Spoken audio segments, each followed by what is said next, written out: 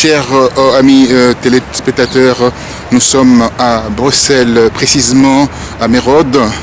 Voilà, nous avons en face de nous le musée du cinquantenaire. Lisolo na biso, notre histoire.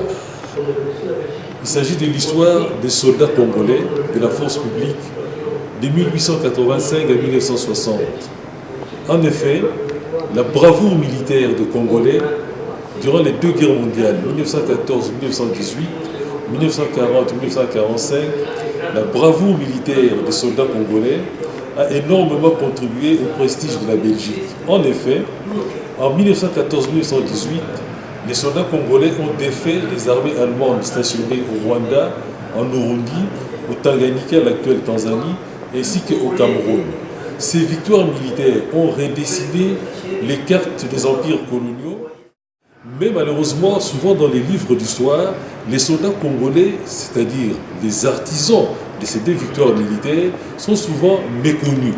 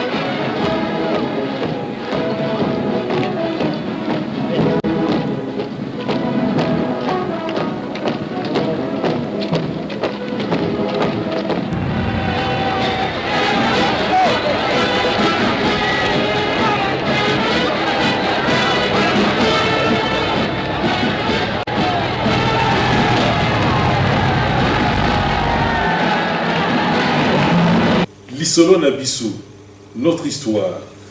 Pourquoi cette exposition, surtout en cette année du cinquantenaire de l'indépendance du Congo? Quelle a été la portée de cette exposition? Quels sont ses objectifs? Monsieur Philippe Jacqui et Monsieur Pierre Liernu, qui a été directeur de cette exposition. Merci beaucoup d'avoir accepté l'invitation de Afrique Rédaction pour cette exposition consacrée aux soldats congolais de la force publique. Monsieur Philippe Jacqui, pouvez-vous nous présenter en quelques mots le musée de l'armée et de l'histoire militaire? Eh bien, le musée de l'armée est une institution qui existe depuis 100 ans cette année.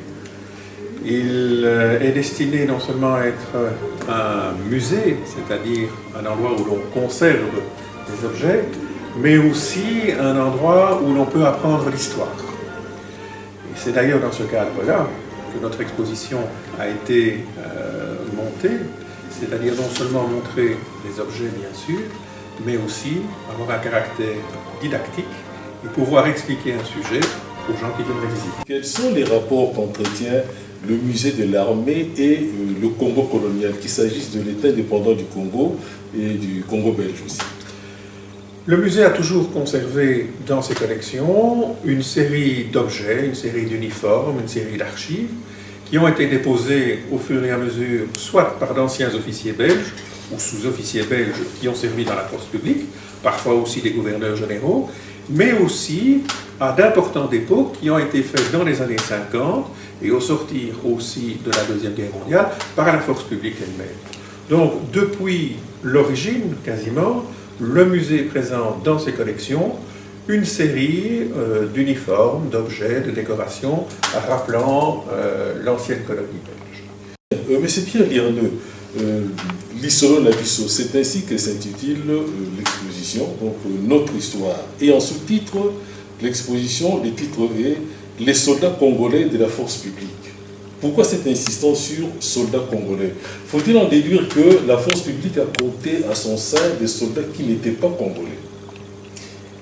Je préciserai ceci, l'exposition en fait a effectivement mis l'accent sur le soldat dans la mesure où la plupart des expositions précédentes consacrées à la force publique s'intéressaient à l'institution en tant que telle, et pas tant aux combattants, ou peut-être aux faits accomplis par certains officiers, mais pas tant du fait du soldat.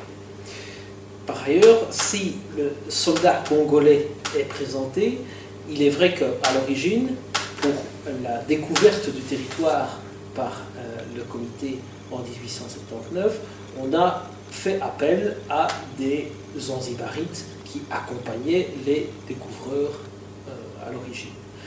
Par ailleurs, on a fait également appel à d'autres ethnies extérieures au Congo, et c'est ainsi que s'est retrouvée une partie de troupes mercenaires que très vite le roi Léopold II a cherché, pour des raisons financières essentiellement, et du fait qu'il avait besoin de troupes sur place, il a cherché à remplacer pour créer, de ses dires propres, l'armée nationale congolaise de 1884, dans une lettre à Gordon Pacha, il le précise.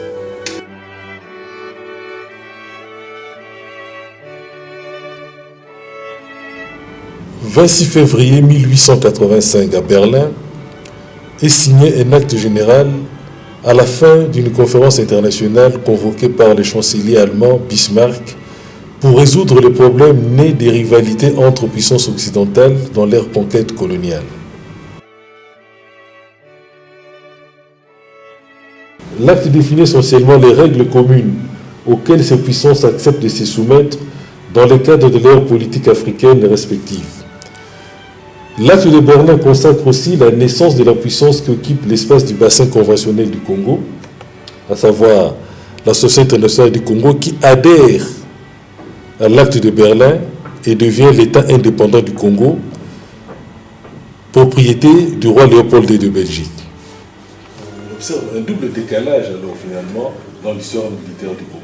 D'abord, le premier décalage en ce qui concerne les recrutements, puisque, comme vous l'avez souligné, les Congolais n'ont été enrôlés que très tardivement. Donc, au départ, ce sont plutôt les populations zanzibaristes ou Haoussa, donc recrutées en Afrique de l'Ouest. Et le deuxième décalage aussi, c'est assez curieux, juridiquement parlant, l'institution militaire, c'est-à-dire la force publique, est organisée par le décret de 1888, alors même que sa création remonte déjà en 1885, puisque l'article 5 du décret de 1885, du 30 octobre 1885, précise en son article 5 l'existence de la force publique. À quoi attribuez-vous ces doubles décalages, aussi bien au niveau du recrutement des soldats qu'au niveau de l'organisation même de l'institution militaire?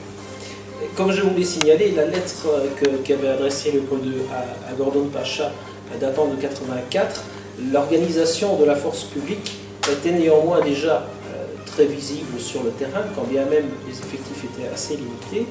Ceci dit, je vous reprendrai peut-être sur le caractère tardif de la présence des soldats congolais, puisque je dirais que dès 1892-1893, pratiquement l'essentiel des effectifs est déjà recruté à partir des tribus Bangala.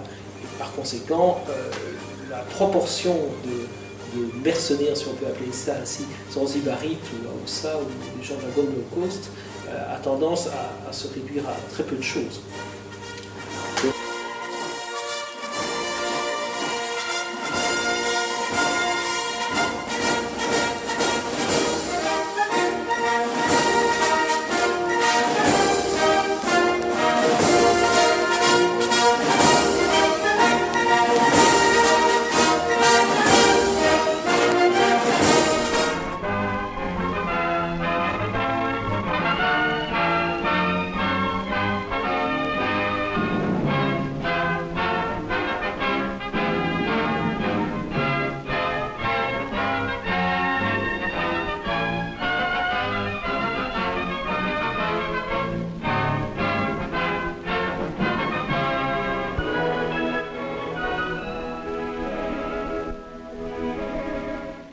Grâce à la ténacité clairvoyante du grand roi Léopold II, la Belgique a été dotée d'immenses territoires africains. Mais la naissance d'un tel État et sa pacification n'a été rendue possible que par l'héroïsme des premiers soldats qui acceptèrent de porter là-bas les bienfaits de notre civilisation. Ce sont eux qui furent les fondateurs de la force publique de notre colonie, laquelle libéra l'Afrique centrale de l'horrible fléau du trafic des esclaves. Par ses actions glorieuses et héroïques, la force publique parvint à délivrer le sol congolais d'ennemis cruels, audacieux et innombrables tels que les Arabes, les Madistes et les Batetela. Depuis 1886, les magnifiques soldats d'Afrique n'ont jamais failli à leur mission. Avec un effectif toujours inférieur à 20 000 hommes, la force publique a donné et gardé la paix intérieure sans laquelle il n'eût pas été possible de faire de notre colonie une des plus riches du monde. Aujourd'hui, nous voici à Banane, parmi ces hommes qui veillent à la défense du fleuve Congo.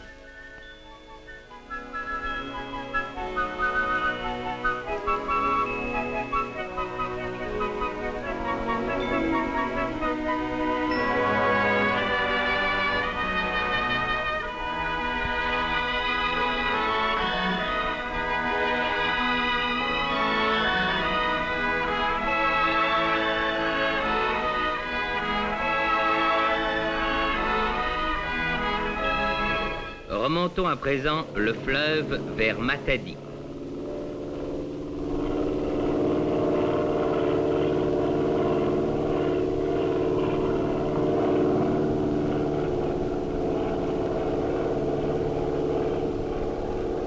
Matadi. La défense du port est assurée par des pièces de petit et gros calibre. Un système de batterie antiaérienne assure la protection de Matadi contre toute attaque venant des airs. Ces batteries de DCA sont des Bofors 40 mm.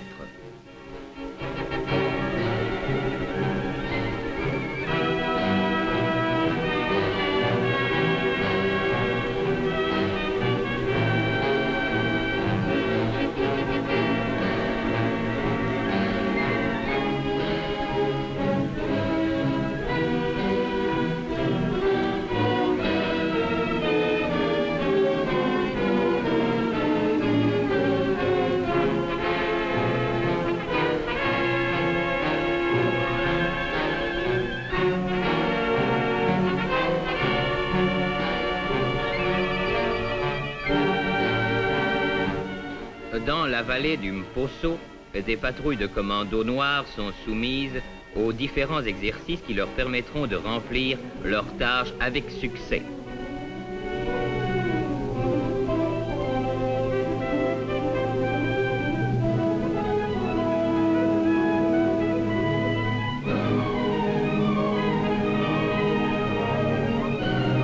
Exercice d'attaque de sentinelle.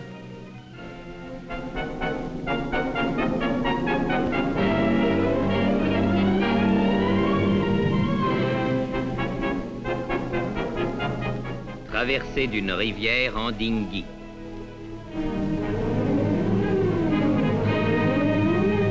N'oublions pas que cette vallée du Mposo est en quelque sorte la position clé qui défend la sortie de Matadi en direction de l'intérieur.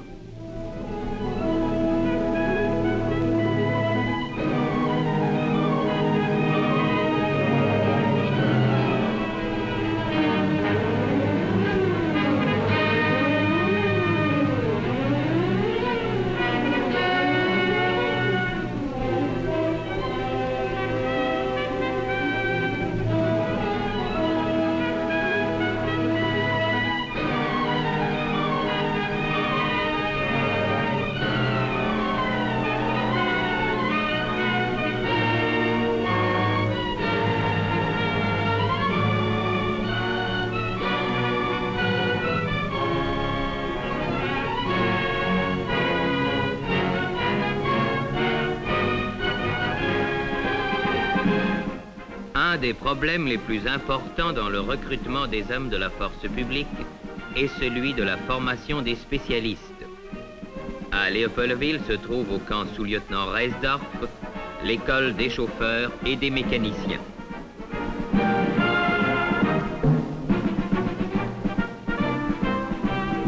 Les élèves y suivent des cours qui comportent des leçons théoriques et pratiques.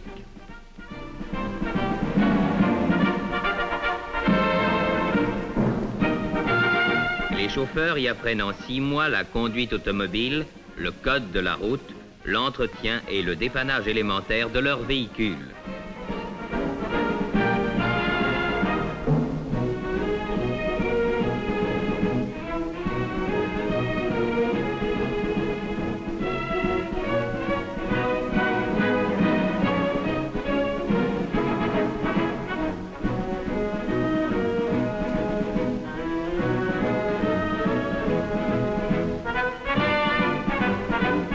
Des cours plus approfondis permettent la formation de mécaniciens.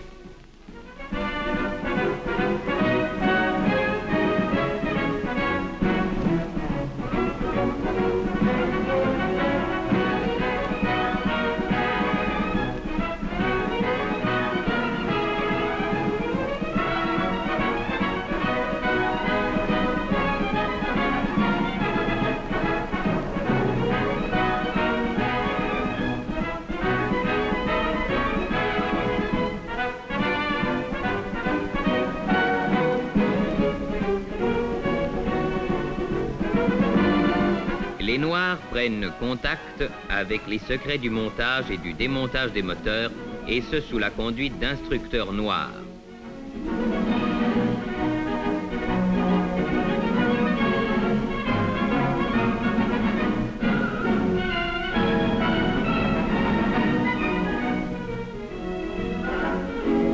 On trouve également à cette école de Léopoldville une station d'entretien munie des derniers perfectionnements de la technique moderne.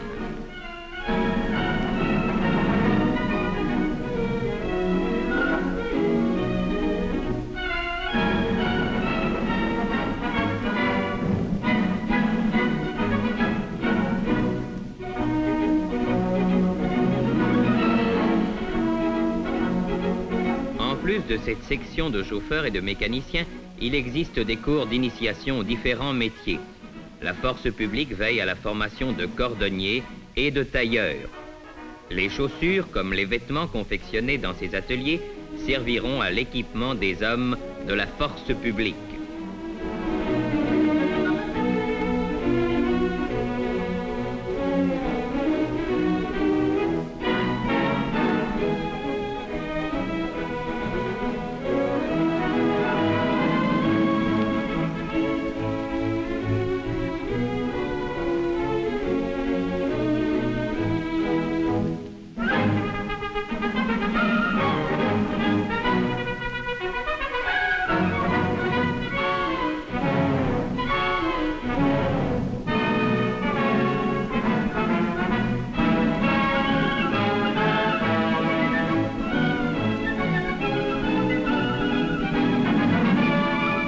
On y forme également des typographes.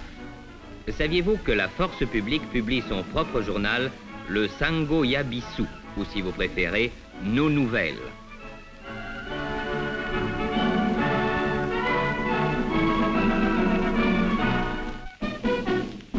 Nouvelle étape de notre voyage, Loulouabour.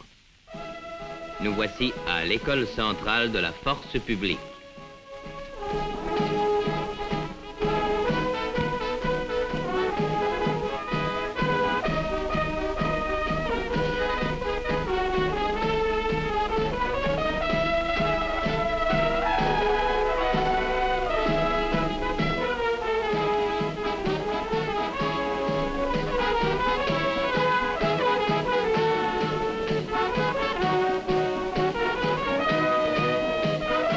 Le problème de la formation des cadres congolais est extrêmement important. Aussi retient-il toute l'attention des autorités, lesquelles s'évertuent à développer sans cesse la formation et les connaissances du cadre indigène.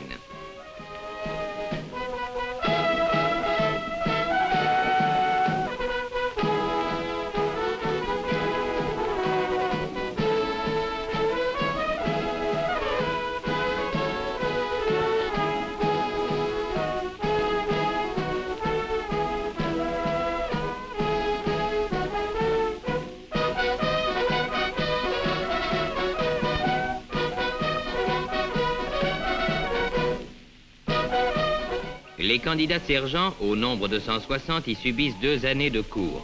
Pendant la première, ils apprennent à conduire une section au combat et en temps de paix. Pendant la seconde année, ils apprennent à instruire cette section. En plus de l'entraînement pratique, les candidats suivent des cours de lingala, de français, d'arithmétique, d'histoire et de géographie afin de leur assurer une formation générale convenable.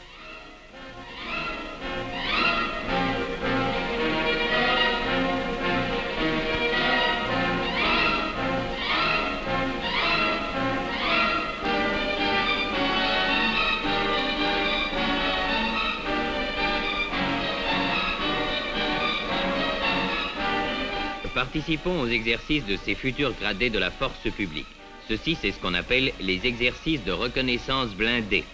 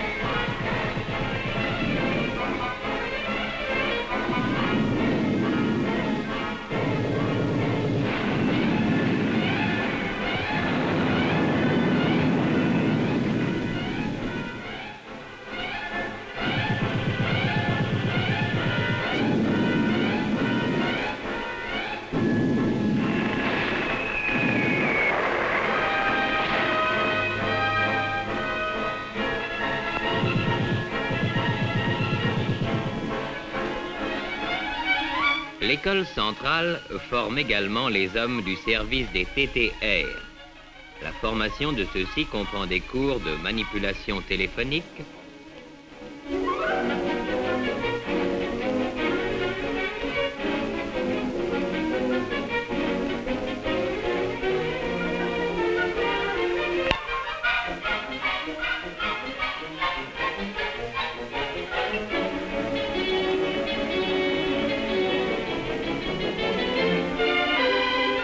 l'étude de la radio tant du point de vue émetteur que récepteur,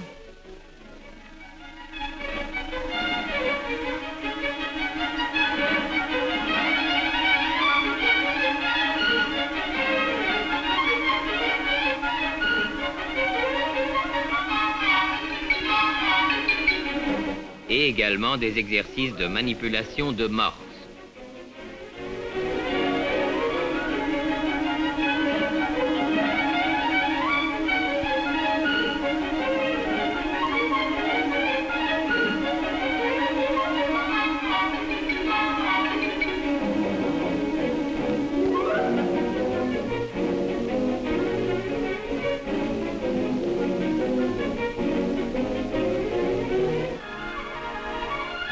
À l'intention des familles des militaires de la force publique, chaque centre important comprend un foyer social où les femmes peuvent devenir de mois en mois de meilleures ménagères.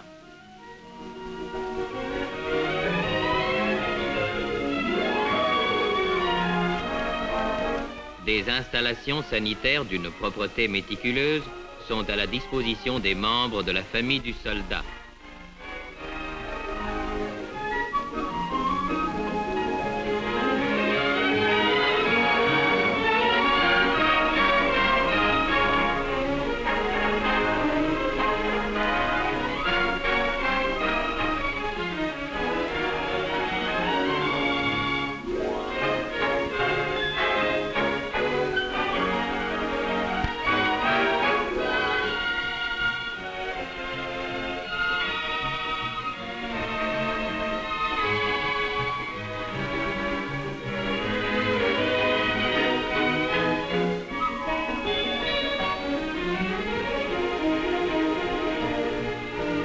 Les épouses des militaires peuvent aussi y apprendre la couture et bien d'autres choses qui en feront de vraies femmes.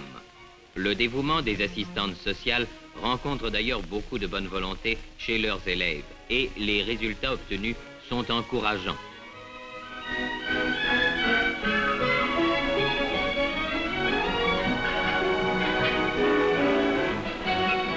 L'exposition se démarque substantiellement des manuels d'histoire du Congo consacrés donc aux manuels d'histoire écrits aussi bien rédigés par des officiers que par des historiens, souvent de renom. Rarement, quand on parle de deux guerres mondiales, 14-18 et 40-45, les victoires militaires de la force publique sont attribuées essentiellement à la qualité des officiers. L'exemple le plus illustratif, c'est celui du général Tombeur, un obli Tombeur de Tabora. Rarement, l'accent est mis sur les soldats congolais qui sont finalement des véritables artisans de ces victoires. Non seulement les soldats, mais aussi les porteurs, comme on dit, parce que la logistique se faisait à dos d'homme, hein, les porteurs, comme on disait. Alors, puisque vous êtes démarqué de ces manuels d'histoire, pourquoi, on peut se poser la question, pourquoi vous avez souligné, vous avez pris cette option, et quels sont les objectifs qui visent l'exposition, surtout en cette année du cinquantenaire de l'indépendance? Mais je pense qu'il faut d'abord recadrer ça justement dans le cinquantenaire de l'indépendance, mais l'idée d'une exposition consacrée aux soldats congolais remonte à 2005, lorsque Sa Majesté le roi Albert a décoré 3 anciens combattants congolais de la guerre 40-45. J'ai eu le plaisir et l'honneur de les emmener ici au musée, de leur faire voir les vitrines qui sont consacrées aux soldats congolais. Et l'un d'entre eux s'est mis à pleurer en voyant les uniformes et a dit « Vous ne nous avez pas oubliés ». Et de là est partie l'idée que pour commémorer le 50e anniversaire de l'indépendance du Congo, il fallait mettre en valeur ceux que l'on pourrait appeler parfois les oubliés de l'histoire. Oubliés de l'histoire congolaise, surtout en Belgique, et mettre en valeur non seulement l'histoire du soldat congolais, les hommes qui étaient dans la force publique aussi, et tracer leur parcours dans l'évolution des mentalités vers l'indépendance en 1960. Compte tenu de l'importance des victoires militaires congolaises, aussi bien 14-18, parce que les 40-45, parce que ces victoires militaires ont modifié les équilibres géopolitiques, notamment des empires coloniaux, puisque grâce aux victoires militaires de la force publique, la Belgique coloniale s'est étendue sur le Rwanda et les Burundi, et puis grâce aux victoires militaires de la force publique sur les Allemands, le Cameroun, qui était colonie allemande, a été partagé entre la France et l'Angleterre. Ce qu'on appelait à l'époque les Tanganyika, c'est-à-dire l'actuelle Tanzanie, est devenu une possession britannique. Compte tenu aussi de modification des alliances diplomatiques que ces victoires militaires ont entraînées, notamment pour la Belgique. Et puis compte tenu aussi des bouleversements sur le plan social et sur le plan culturel qui ont entraîné l'enrôlement des soldats congolais dans la force publique, parce que souvent les soldats congolais qui, après les services militaires, dans leur milieu, quand ils reprenaient la vie civile, devenaient des références. Alors, compte tenu de tout cela, une telle exposition ne peut pas rester comme ça, seulement un instant figé dans le présent, mais il faut qu'il y ait un lendemain. Avez-vous songé à organiser des prolongements de cette exposition au niveau du Congo? Dès l'origine, nous avons estimé qu'il fallait organiser une exposition miroir au Congo. Je vais dire une exposition miroir, il était très difficile de transporter l'exposition telle qu'elle, c'est-à-dire avec tous les objets, la scénographie. Mais nous avons pensé directement à faire une exposition sous forme de panneaux. C'est-à-dire que nous avons photographié tous les documents, nous avons reproduit toutes les photos, sous la forme de 35 grands panneaux qui ont été transportés au Congo à l'occasion du voyage royal le 30 juin 1960. Cette exposition, ces panneaux ont été déposés à la Maison des Anciens Combattants, à Kinshasa, dans le quartier d'Andal, a été présentée au conseiller du ministre de la Défense, et Pierre Lierdeux et moi, nous avons eu l'occasion non seulement de montrer comment se montait cette exposition, mais aussi de former déjà des guides qui pourraient expliquer l'histoire des soldats congolais. Malheureusement, à notre connaissance, en tout cas pour l'instant, la suite qui sera l'exposition de ces panneaux au public, au grand public, peut-être d'abord aux anciens combattants eux-mêmes, aux militaires et à toute la population de Kinshasa, n'a pas eu lieu. Donc ces panneaux se trouvent toujours là-bas, puisque nous les avons offerts au gouvernement congolais, et nous espérons qu'il y aura une prolongation un jour par la mise au public et les visites possibles pour la population quinoise. Peut-être que la diffusion de notre émission pourrait déclencher un déclic nous pouvons l'espérer. Il faut en tout cas l'espérer. Mais c'est Pierre Lierneux, quand on examine très bien l'exposition, on est quand même frappé la manière dont les soldats congolais, même les anciens combattants auxquels fait allusion M. Philippe Jacqui, lorsqu'on les voit dans l'exposition, ils n'ont pas de critique à l'égard de l'ordre colonial. Bien au contraire, ils sont enthousiastes pour parler à la fois de leurs chefs, des officiers, et aussi de l'institution à laquelle ils appartenaient. Mais alors, comment faire la part des choses finalement entre l'idéologie coloniale, civilisatrice et pour légitimer la colonisation d'une part, et d'autre part, finalement, les vécus coloniaux des Congolais, qu'ils soient civils ou militaires, c'était quand même un système d'oppression, d'exploitation et même d'injustice. Comment faire la part des choses quand on voit l'enthousiasme des anciens soldats congolais? La question que vous posez est très vaste parce qu'elle couvre évidemment 80 ans d'histoire et donc il est vrai qu'il y a à séparer sans doute ce que nous connaissons des témoignages oraux de ceux qui nous ont encore laissé un message. Ces personnes ayant vécu généralement la période de la Deuxième Guerre mondiale et de l'après-Deuxième Guerre mondiale. Ceci dit, effectivement, la mise en place de l'ordre colonial a entraîné une formation d'une institution qui avait pour but un maintien de l'ordre et une rigueur qui s'imposait à une population.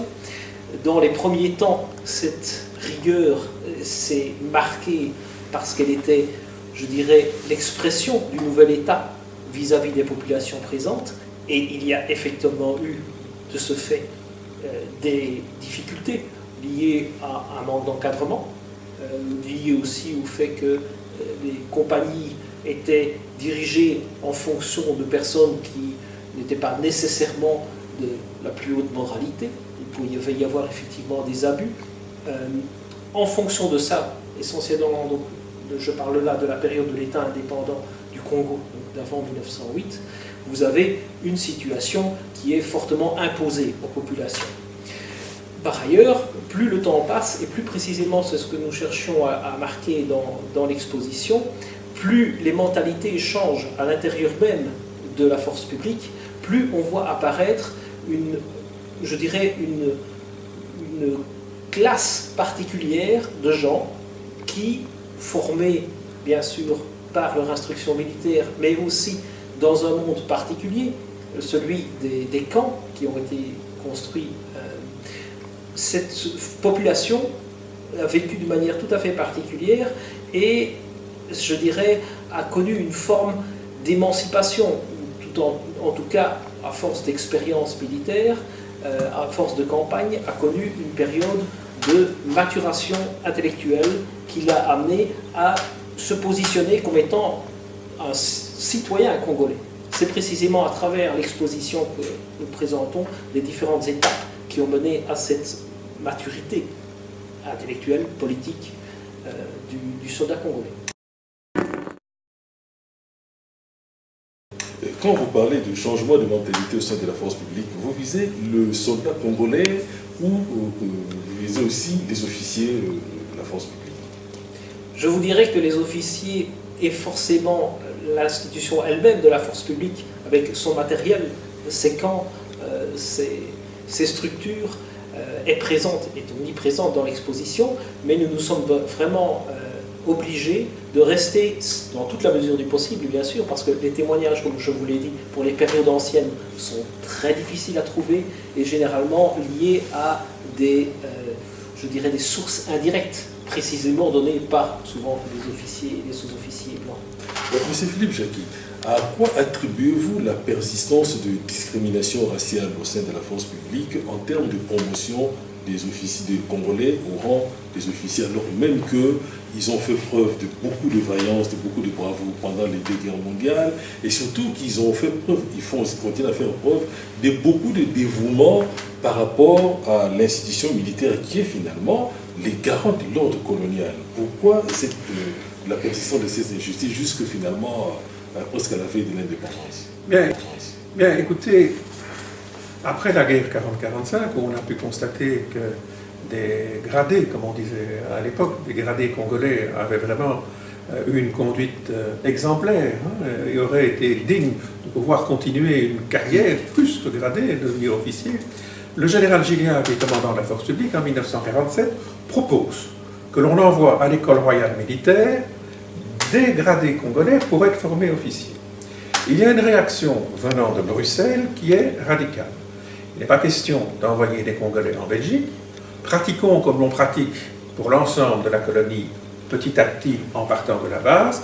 Créons plutôt une école à Louabourg, créons une école là-bas, et amenons progressivement de jeunes Congolais, après toute une série d'études, l'école des pupilles, l'école des adjudants, etc., à devenir officiers. Et finalement, on a probablement raté une occasion fort importante, parce que quand on réfléchit, les premiers officiers congolais, selon le plan belge, avec l'école de Louabourg, auraient dû être envoyés à l'école militaire en 60, donc formation, sortie en 63. Si on avait écouté le général Gilliard, on aurait eu les premiers officiers congolais aux environs de 1951-52, avec probablement une influence fort importante. Mais c'est l'ensemble de la politique belge, c'est de former petit à petit l'ensemble de la population congolaise en prenant des postes de plus en plus importants, mais en prenant son temps pour y arriver. Cette réponse qui vient de Bruxelles en 1947 contraste tout de même avec la politique menée par d'autres métropoles. Parce que, comme moi, vous avez là cet ouvrage sorti d'un colloque qui a eu lieu ici même d'ailleurs, au musée en 1994, sur défense et maintien de l'ordre en Afrique centrale, où les officiers, non seulement belges, mais français et britanniques, parlent de leurs expériences, notamment en termes de promotion. Comment expliquer que la Belgique ait été en retard, alors que les autres métropoles considéraient le Congo comme une colonie modèle, mais manifestement là, dans ces domaines, peut-être dans d'autres aussi, elle n'était pas si modèle que ça. Écoutez, c'est une question, ce n'est pas une question d'être une colonie modèle ou pas, c'est une manière, faut-il dire, de coloniser qui est différente. Vous avez d'autres colonisateurs comme les Français qui n'ont pas essayé d'élever l'ensemble de la population. Dans les colonies françaises, il y avait un taux d'analphabétisation beaucoup plus important qu'au Congo belge, mais l'on a essayé de promouvoir les élites. En Belgique, manifestement, et Stengers d'abord d'ailleurs dans son livre Congo, mythe et réalité, en Belgique, on a voulu élever l'ensemble de la population congolaise tout doucement, et surtout ne pas créer une élite qui aurait pu, à un certain moment, et Stengers le dit très bien, constituer une élite qui aurait profité de l'ensemble de la population. C'est-à-dire, on a eu peur de former une caste de privilégiés qui aurait pu déboucher sur une exploitation plus grande. C'est ce que l'on dit à l'époque. Rétrospectivement, bien sûr, on peut se poser la question. Colonie modèle, d'abord, est-ce qu'on peut mettre à colonie le terme modèle? C'est encore une autre question. Une autre question. Dans l'exposition telle qu'elle s'est déroulée ici, il y a tout un chapitre sur la vie militaire dans les camps, dans les casernes et tout cela. Et on se rend compte que les militaires congolais bénéficiaient de certains avantages sociaux en termes de logement, en termes de santé, en termes de l'instruction, de l'éducation des enfants des militaires. Et aussi en termes de réinsertion dans la vie civile des anciens militaires qui quittaient l'armée alors qu'ils avaient appris un métier qui leur permettait de bien se réinsérer dans la vie civile. Ce paternalisme a créé un fort esprit de corps au sein de la force publique. Mais cet esprit de corps n'a pas empêché d'abord des mutineries tout au long de l'histoire militaire du Congo, et surtout la grande mutinerie de 1960 qui a vraiment, en l'espace de 5 jours, alors même que, et c'est assez curieux, les 5 juillet, au même moment, à Bruxelles ici, la Libre Belgique, pour ne pas le citer, sous la plume d'un journaliste et réputé fin connaisseur du Congo, sortait un article pour faire l'éloge de la force publique en disant c'est vraiment notre chef-d'œuvre. Le même jour, la force publique s'est mutinée. Comment expliquer ce paradoxe où ce sont ceux-là même qui étaient des enfants gâtés un peu de la colonisation qui est sonné les glas finalement du nouvel État indépendant? Oui, la question est très intéressante, effectivement. Si l'on prend, comme vous le dites, les aspects sociaux qui ont été mis en place essentiellement à la fin de la Deuxième Guerre mondiale et la manière dont on a géré l'instruction, mais non seulement l'instruction militaire, mais également d'une manière générale l'enseignement qui était attribué aux soldats, aux gradés, mais aussi à leurs familles, on peut s'étonner de ces mouvements. Je dois cependant signaler que si l'on prend la période postérieure à la Deuxième Guerre mondiale, on trouve avant tout au sein de la force publique une amélioration générale qui existe d'ailleurs d'une manière globale pour l'ensemble du Congo sur le plan économique et social, qui s'améliore en fonction bien sûr du climat, du contexte international qui est meilleur, mais aussi parce que la force publique garde une forme de discipline qui ne permettra pas à son commandant en chef, le général Janssens, de saisir les risques qu'il encourt lors du passage de la période coloniale à la période de l'État indépendant. Le rôle futur de la force publique est exactement le rôle passé. La force publique a toujours défendu les frontières du Congo et la force publique a toujours maintenu la paix dans cet État. Le rôle nouveau reste tout à fait semblable au rôle passé. C'est une réelle continuité, donc il n'y a aucun changement selon vous. Notre action actuelle et future est la prolongation de notre action dans le passé. Et dès lors, cette situation, qui peut être une surprise pour le général Janssens, est quelque chose qui était néanmoins prévisible, si l'on en croit les rapports de certains officiers que le général n'a pas voulu entendre. Mais comment expliquer cet aveuglement à ces niveaux-là? Effectivement, aujourd'hui, l'accès à certaines sources nous apprennent que le général était fermé à toute forme d'observation, de critique.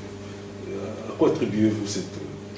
En fait, comme nous avons eu l'occasion, Philippe Jacquet et moi-même, de le montrer dans les dernières salles consacrées donc, à la période antérieure, juste antérieure en somme à l'indépendance de 1960, la situation pour le général Janssens, que l'on résume généralement à la phrase qu'il a écrite sur tableau noir, donc avant l'indépendance égale après l'indépendance, est à interpréter en fonction de son idée et la manière dans laquelle l'outil militaire devait servir le nouveau régime, quelle que soit, si vous voulez, la forme que prenait l'État congolais, il s'agissait que la force publique puisse le servir.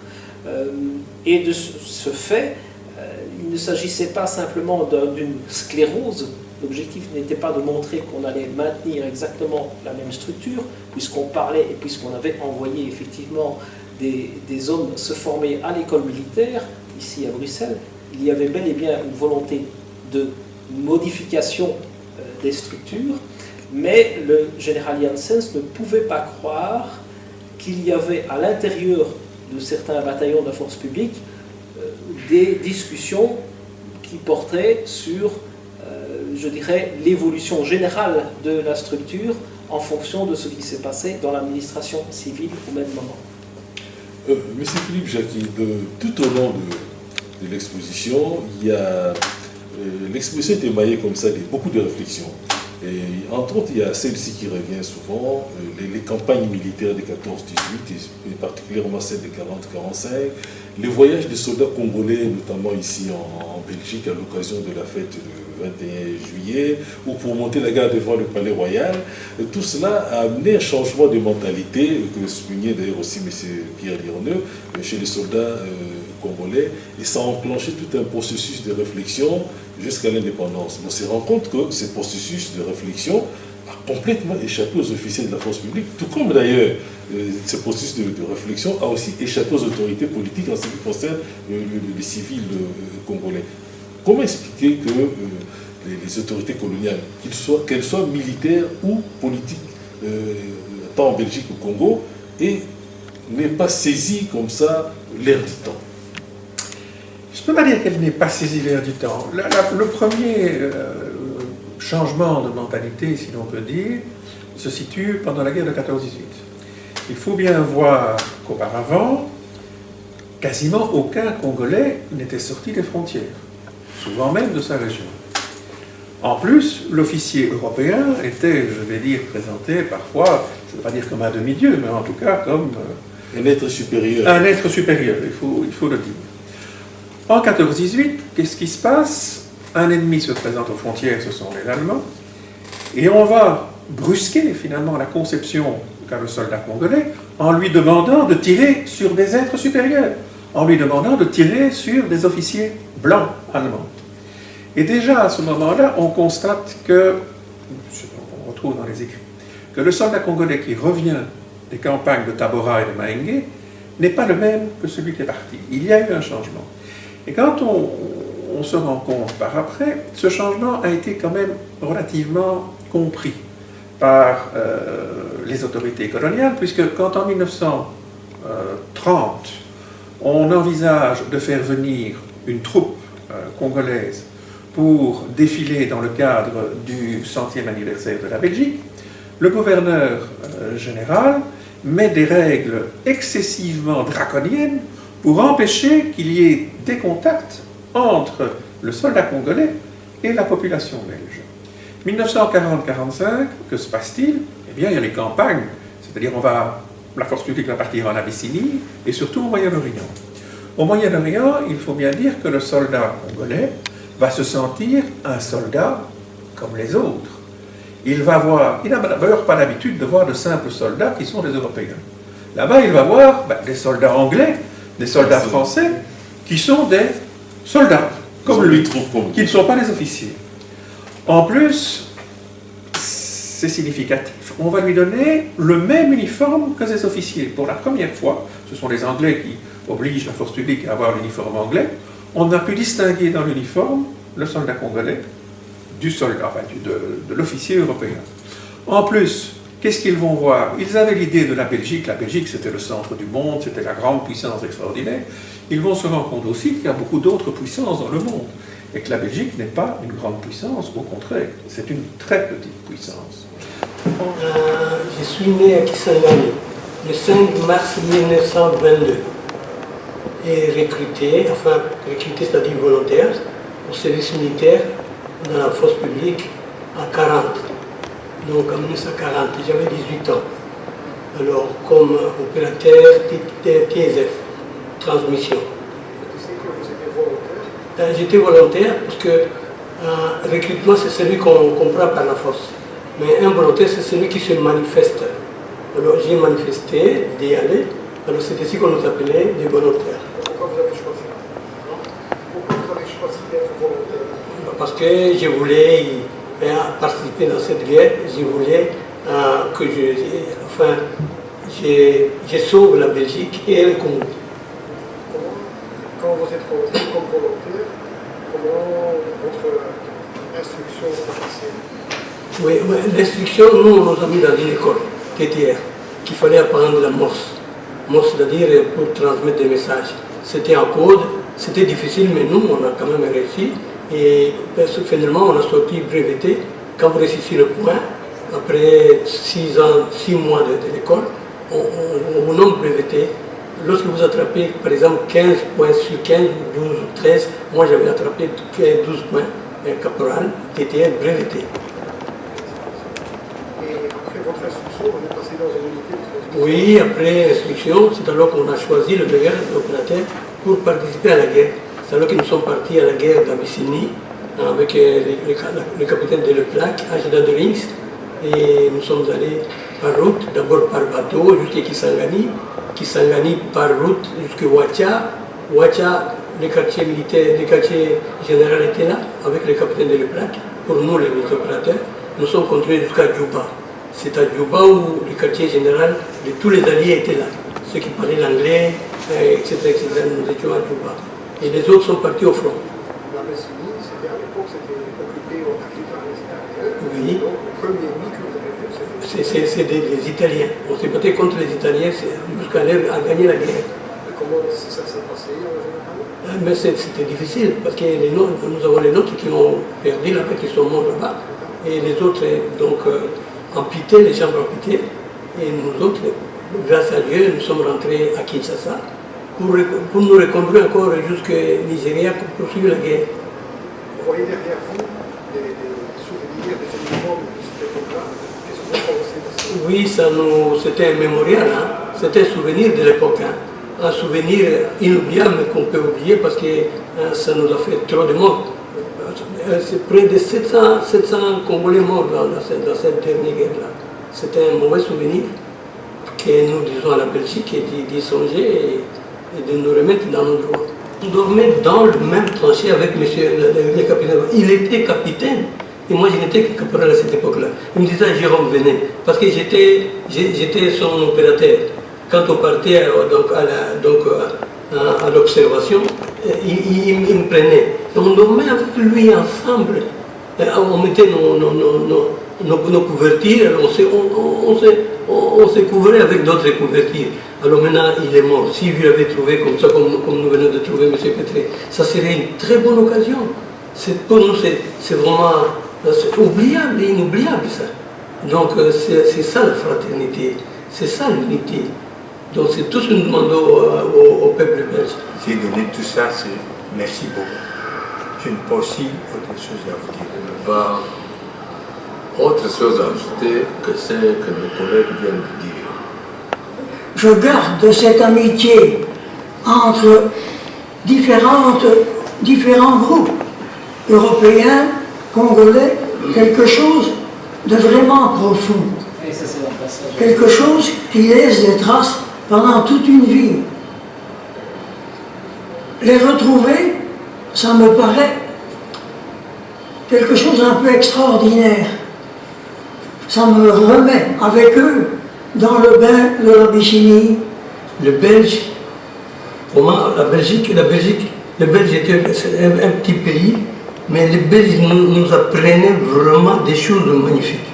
Sinon, on a gagné, si cette guerre était gagnée, parce que la Belgique, les Belges nous ont appris comment combattre, qu'est-ce qu'il faut faire pour avoir victoire. Donc ça, c'était ce que les Belges nous apprenaient. Au moment, j'apprécie les Belges pour cette affaire-là.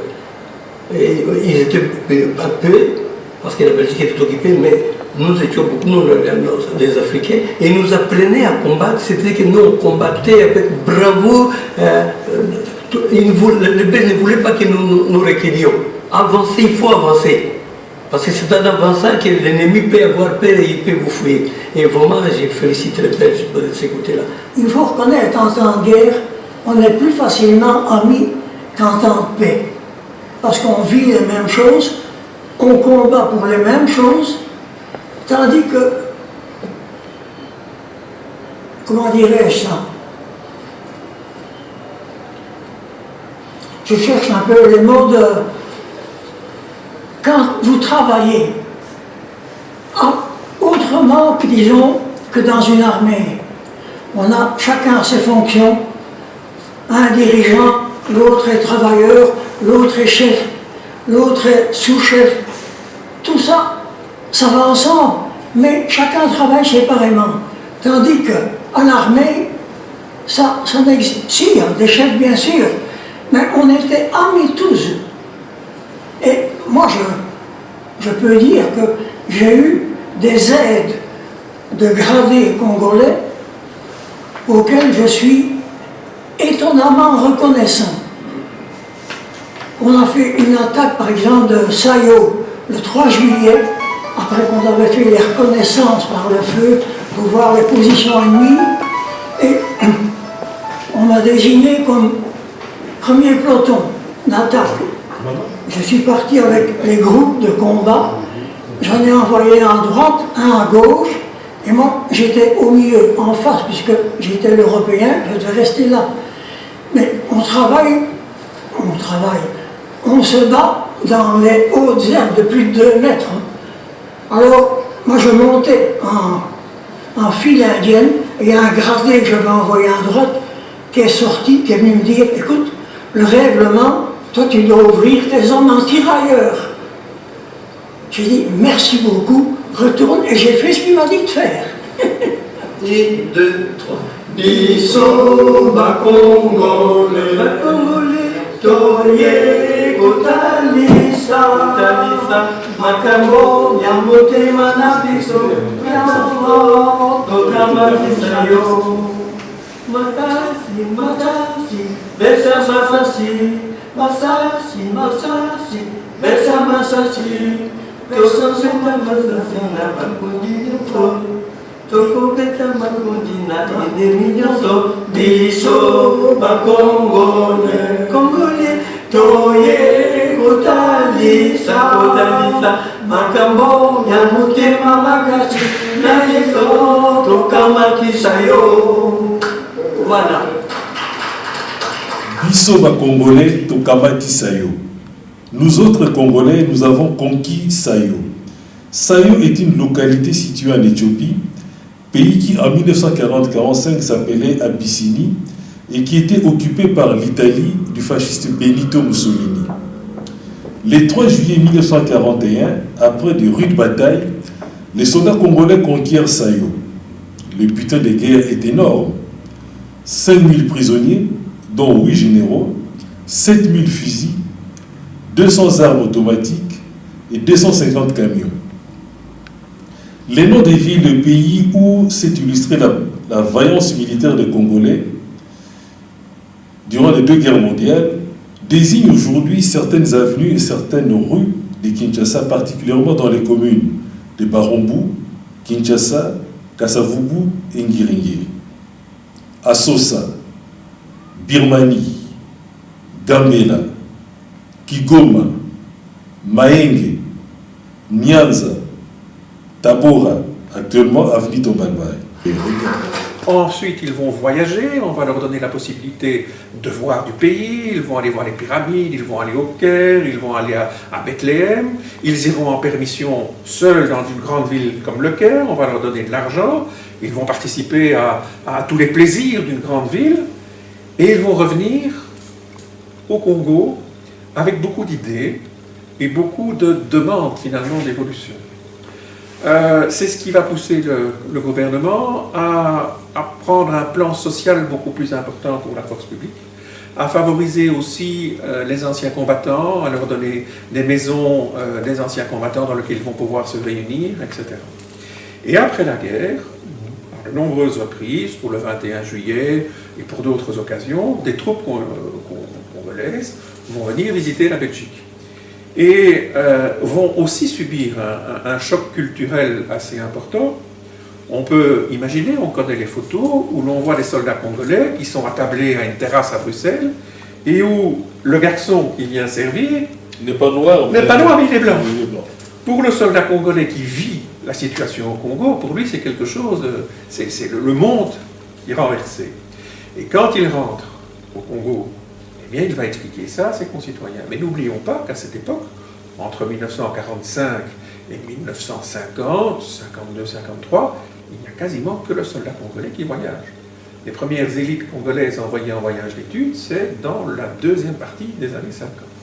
Donc, dans cette optique-là, le soldat congolais va apporter une vision différente que celle qui était imposée par l'ordre colonial. Bien, monsieur Pierre Lerneux et monsieur Philippe Jacqui parlent du changement de mentalité, la manière dont le gouvernement belge réagit l'envoi 1930 à l'envoi de soldats congolais. Mais déjà, après la Deuxième Guerre mondiale, on n'a pas vu des soldats congolais défiler en Europe pour célébrer la victoire, contrairement à leurs compagnons africains, sénégalais et autres qui vont voyager, vont défiler à Paris. Pourquoi cette réticence de voir les soldats congolais à Bruxelles après la Deuxième Guerre mondiale? Je dirais que de manière officielle, la force publique est traitée différemment des autres forces coloniales. De manière générale, il faut savoir qu'administrativement parlant et historiquement parlant, la force publique a été créée dans un État indépendant du Congo. De ce fait, elle a été reprise lorsque le Congo est devenu colonie. Elle a été reprise dans un ministère qui n'est pas le ministère de la guerre ou de la défense nationale. Dès lors, le traitement accordé à la force publique comme force militaire était différent. Il dépendait dans le gouvernement, non pas du ministre de la guerre ou de la défense nationale, mais d'une décision gouvernementale. Cette décision gouvernementale, d'une manière générale, ne s'est jamais beaucoup préoccupée de présenter ce qui était pour l'essentiel du point de vue belge, une force de maintien de l'ordre dans le Congo. C'est un point, je dirais, un des points à aborder. On peut imaginer par ailleurs, effectivement, que si l'on s'en tient à l'esprit, je dirais, paternaliste et colonial belge, effectivement, le gouvernement belge n'a jamais souhaité la présence importante de la force publique dans le pays, donc dans la métropole. Ceci dit, on rencontrera malgré tout la force publique dans des manifestations de plus en plus nombreuses à partir de la Deuxième Guerre mondiale, consacrées à l'exposition universelle de 1958, par exemple, où elle est particulièrement présente, et elle défilera à plusieurs reprises.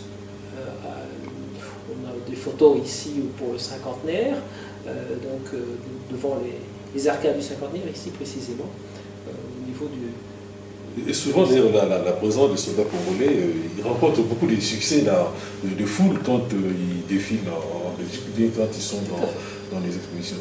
Monsieur Philippe Jacqui, vous avez fait allusion à l'envoi des candidats de Congolais à l'école royale des cadets, à l'école royale militaire.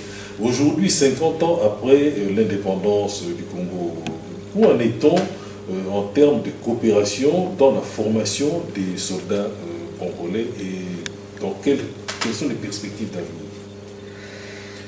Vous savez que la Belgique, après 1960, avait développé à Kananga, ou à Aix-le-Bravo, une école de formation des officiers, c'est-à-dire qu'on avait demandé à l'armée belge de former les futurs officiers congolais. Kamina comprend pour les Noirs une école de mécaniciens pour l'aviation. Il s'y familiarise avec les différentes parties des avions afin de pouvoir veiller à l'entretien des appareils de la base.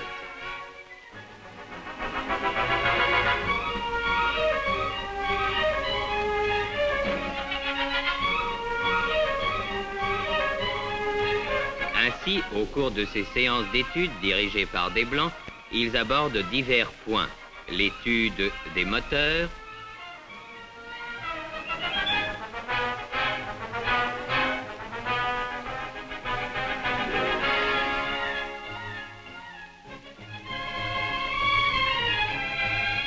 l'étude des commandes,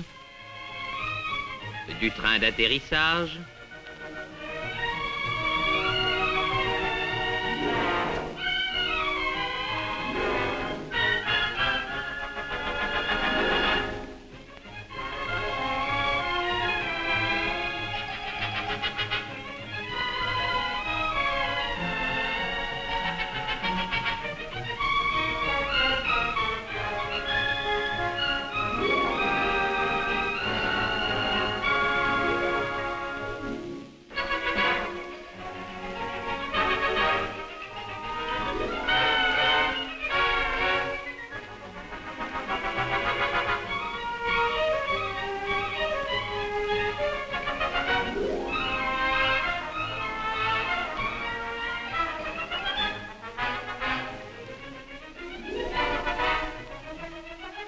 le montage et la mise en place des hélices,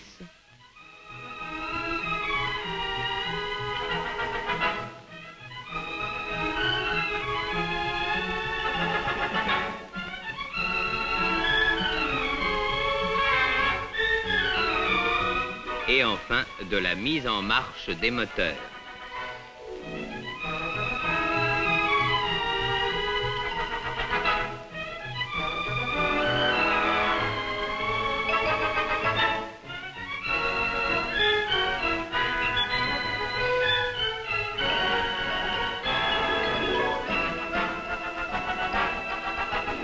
Malheureusement, cette école, je vais dire, a disparu. Il n'y a plus actuellement d'école d'officiers en tant que telle sur le territoire de la République démocratique du Congo. Mais par contre, nous formons toujours à l'école royale militaire des officiers congolais qui font les cours, qui suivent les cours avec leurs camarades belges et étrangers. Et d'ailleurs, c'est assez symbolique. Chaque année, au début du mois de juillet, se fête à Bruxelles, avec les anciens combattants belges de la force publique, une cérémonie au monument à Scarbeck, ici à Bruxelles. Et depuis quelques années, la tradition veut que ce soit des officiers, des futurs officiers congolais formés à l'ERM, qui sortent du musée de l'armée un ancien drapeau de la force publique de l'époque du Congo belge, et qu'ils le portent pendant toute la cérémonie. Donc vous voyez que ce lien, finalement, entre la force publique, par le symbolisme de ce drapeau, est toujours maintenu par le fait que dans des cérémonies en Belgique, actuellement en 2010, ce drapeau est porté symboliquement par une garde d'honneur composée de futurs officiers de la République démocratique du Congo. Donc les liens subsistent en dépit de crises parfois écrites entre les deux gouvernements.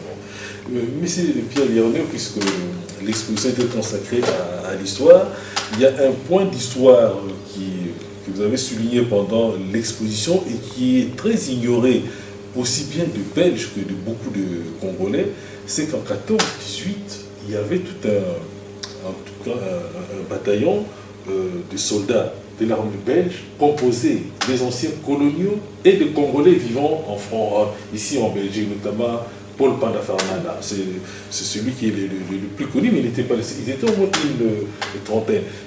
Pourquoi cette ignorance de cette participation congolaise à la Première Guerre mondiale, ici même en Belgique? Le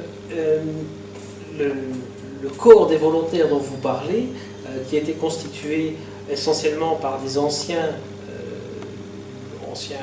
colons du Congo, en août 14, a effectivement eu une carrière assez brève malheureusement pour lui, parce qu'il s'est retrouvé immédiatement encerclé par les forces allemandes au moment de la défense de l'abbaye de Namur, et donc n'a connu qu'une existence éphémère. Ceci dit, effectivement, des Congolais étaient également incorporés dans ce groupe, et par ailleurs dans d'autres régiments. D'ailleurs, vous en trouvez même, en ce compris, dans le régiment des Grenadiers. Ces volontaires congolais se sont proposés comme volontaires, tout comme une bonne partie des 18 500 Belges qui se sont présentés spontanément pour essayer de combler les effectifs de l'armée belge de 1914. Leur destin est effectivement très intéressant. Il est encore aujourd'hui dommage que nous ayons si peu d'archives sur ce qui est arrivé à l'ensemble de ces combattants. Nous avons eu l'occasion d'en traiter l'un ou l'autre par le biais d'articles que vous retrouverez entre autres dans la revue des Amis du musée, et que nous pouvons par ailleurs encore approfondir, je l'espère. En tout cas, l'un d'entre eux est une illustration parfaite de ce que vous appelez tous les deux changement de mentalité. C'est Paul Pandafarnana, puisque après la Deuxième Guerre mondiale, lors d'un congrès colonial ici à Bruxelles, il exige la formation de médecins congolais, il exige l'élection de Congolais au suffrage universel dans un conseil général siégeant au Congo pour traiter les affaires, gérer les affaires du Congo. Il exige la suppression du travail forcé. Finalement, c'est en fait l'indépendance qu'il revendique, même s'il n'en prononce pas le terme, et c'est aussi à la suite de ces démarches que finalement on va ériger au Congo le monument du soldat inconnu. Pourtant, Paul Palafarnan a été très attaqué en Belgique à un certain moment quand il commençait à faire de telles revendications dans les années 1920. Mais il faut voir aussi probablement son changement de mentalité dans le fait qu'il était au sein du corps des volontaires congolais, un soldat comme un autre, avec à côté de lui des soldats qui étaient des soldats belges, européens, qu'il a été fait prisonnier et qu'il a vécu une vie qui, à l'époque, était inimaginable pour un Congolais, c'est qu'il vivait avec des Européens, était traité dans les camps allemands comme les Européens, et a pu, pendant toutes ces années, discuter librement, comme aucun Congolais n'avait probablement pu le faire jusqu'à présent. Et là aussi, le changement de mentalité a joué. Naturellement, quand dans les années 20, il arrive avec des idées qui sont extraordinaires pour l'époque révolutionnaire, on ne peut s'attendre dans un milieu belge, dans lequel on exalte le roi Léopold II, la colonie, etc., on ne peut imaginer qu'il y ait eu un écho favorable. Il était déjà, quand vous imaginez que dans les années 50, quand Van Bilsen parle d'un plan d'émancipation de 30 ans, on le traite déjà comme si c'était un révolutionnaire, alors imaginez-vous un Congolais dans les années 20 qui arrive avec des idées d'indépendance. Le pays, la Belgique, la mentalité belge n'était absolument pas préparée à ce genre de discours. Puisque nous arrivons au terme de notre entretien, qu'on a beaucoup insisté sur l'histoire et sur le changement de mentalité, que peut-on espérer, que faut-il faire pour que les 50 prochaines années soient des années d'autre chose que de ce que nous avons connu jusqu'ici, et que, en dépit d'immenses ressources aussi bien humaines, culturelles, matérielles du Congo, le pays n'a pas pu aller de l'avant, en tout cas réaliser des avancées significatives. Que peut-on espérer, notamment sur le plan militaire? Monsieur Philippe Jacques. Là, je vais vous dire que ça dépasse un petit peu mes compétences, ce sont bien des compétences politiques là, sur lesquelles je ne peux pas m'exprimer, mais je pense que ce genre d'exposition telle qu'elle a été présentée pourrait être une base pour une discussion franche et mettre finalement toute l'histoire de la colonie et de la colonisation à plat pour partir sur une nouvelle base. Et je suis assez étonné quand je me rends au Congo, dans d'autres circonstances que les circonstances historiques, de voir que la population congolaise est tout à fait prête, justement, à pouvoir mettre les choses à plat et discuter franchement. Et je pense qu'à ce niveau-là, au Congo, on a une maturité plus grande que même dans certains milieux belges, où l'on hésite encore à parler de la colonisation. Je pense que cette exposition, ou ce genre d'exposition, peuvent être le début, justement, d'une explication où tout le monde met les choses à plat pour partir sur de nouvelles bases. Monsieur Pierre Vernet. Je n'ajouterai pas énormément de choses. Effectivement, je rejoins le point de vue de Philippe Jacqui. En tant qu'historien, j'ai bon espoir que nous puissions poursuivre ce travail de mise à plat à partir des archives que nous possédons encore au niveau des archives africaines et qui sont à découvrir.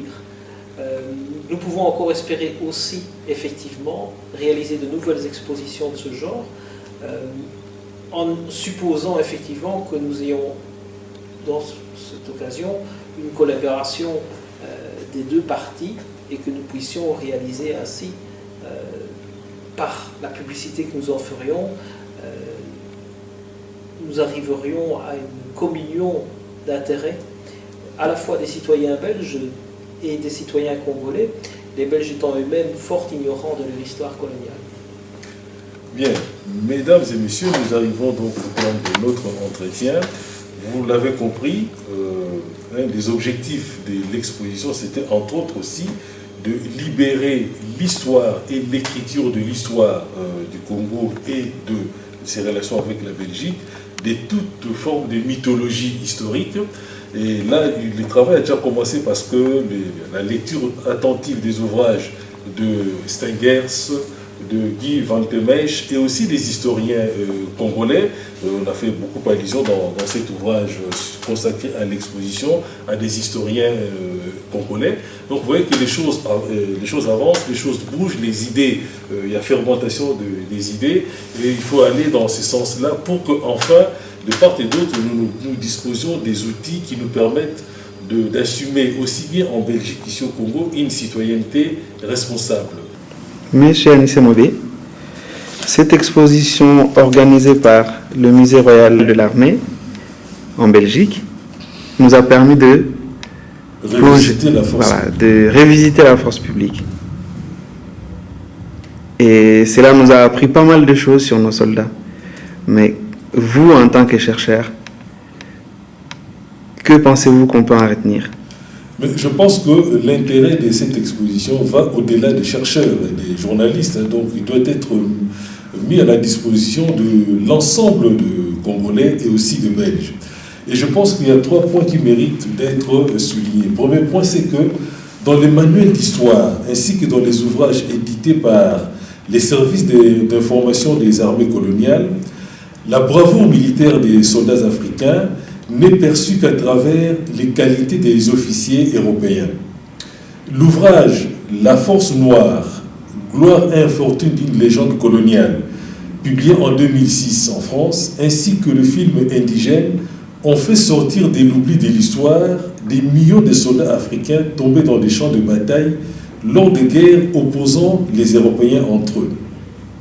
Et en 2004 en Belgique, la grande presse belge francophone n'a pas du tout évoqué les souvenirs de soldats congolais lors de la commémoration du 60e anniversaire de la victoire des Alliés. Il faut donc se féliciter de l'initiative du Musée royal de l'armée qui a consacré une exposition aux soldats de la force publique avec le concours, il est vrai, du Musée royal de l'Afrique centrale de Tervuren. Eh bien, vous dites, cette exposition nous a beaucoup appris. Et oui, essentiellement quoi?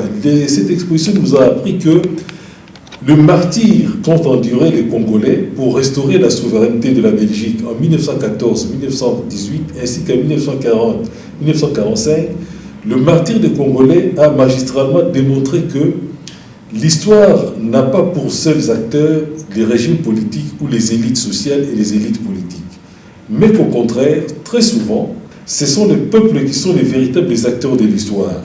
Le temps est donc venu pour que Belges et Congolais s'approprient intelligemment toutes les pages d'une histoire commune expurgée de toute forme de mythologie historique. Eh bien, cette page d'histoire rejoint et interroge l'actualité brûlante.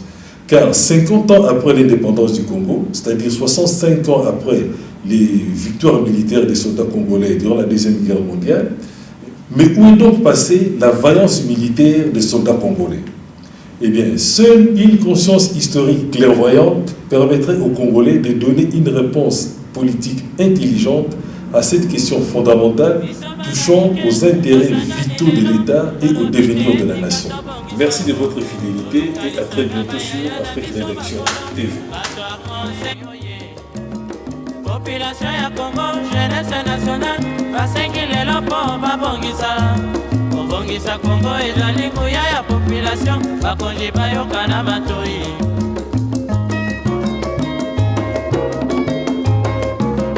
Kobongisa mboka eponi motu te.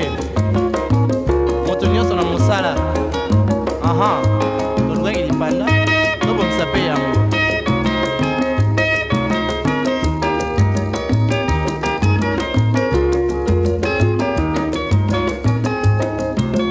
Biso bana mike, tosangani lelo, tolobi te etika tobongisa. Tolukalisanga bayaya na biso bakolo, bato a conseil oye. Population ya Congo, jeunesse nationale, basengi lelo po babongisa. Kobongisa Congo ezali nguya ya population, bakonzi bayoka na matoi.